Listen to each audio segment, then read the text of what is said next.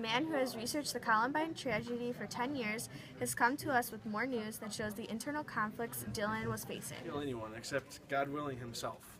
He craved death for 2 years. Told reporters. Said to get me and insult me. I never knew what to do. Say, God, I hate my life. I want to die right now, really bad, right now. From Dave and Dylan Cullen, and you can see the battles that Dylan went through every day. He believed that he was unique and that made him lonely. Only Dylan can really understand the fight he experienced every day between life and death. But now we will have a small portion of what he dealt with leading up to the Columbine shooting. In the high school shooting at Columbine in Colorado shows that the school ignored previous warnings to improve their security system. Under Sheriff John Dunaway is with us today to talk about the school security. John, what is your opinion on these ignored threats of Columbine security? Interest in school safety until April 25th. That in the future, precautions will be taken to improve the way that the schools deal with situations like these. After talking with the district superintendent, Jane Heyman asked reporters, is any school in the district or any other prepared for this type of situation? Today, schools across the nation are getting up to date with the school security and how situations like these should be handled.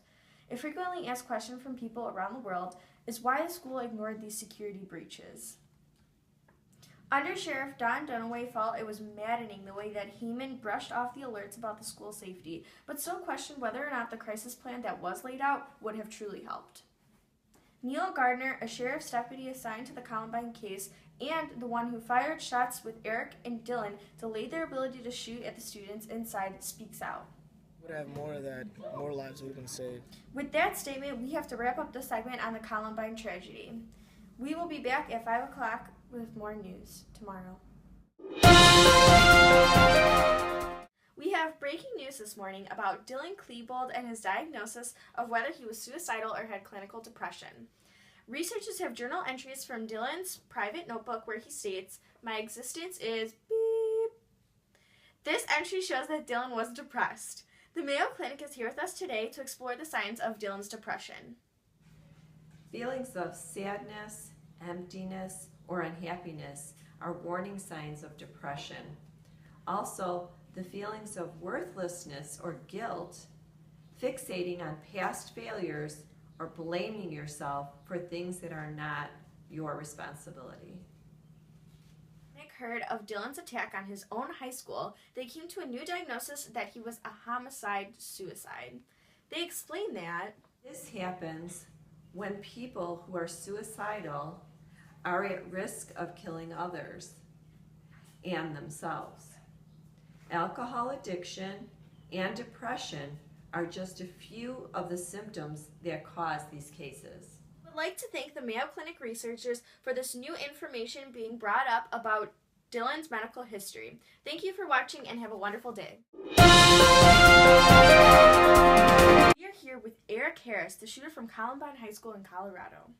Eric, there are claims that you have characteristics of a psychopath. Grab some weak little freshmen and tear him apart like an effing wolf. Strangle him. Squash their head. Rip off their jaw. Break their arms in two. Show them who is God. Psychologist Theodore Millian says that the psychopath is driven less by greed for material gain than by the desire for his own aggrandizement and the brutal punishment of inferiors. Eric responded by saying, Out a throat with my own teeth like a pop can. Is the executive science officer of the New Mexico-based Mind Research Network and a leading researcher on the diagnosis and analysis of psychopaths, Kent Kyle. He is known as the Psychopath Whisperer. Today, he informs us about something that makes Eric a psychopath.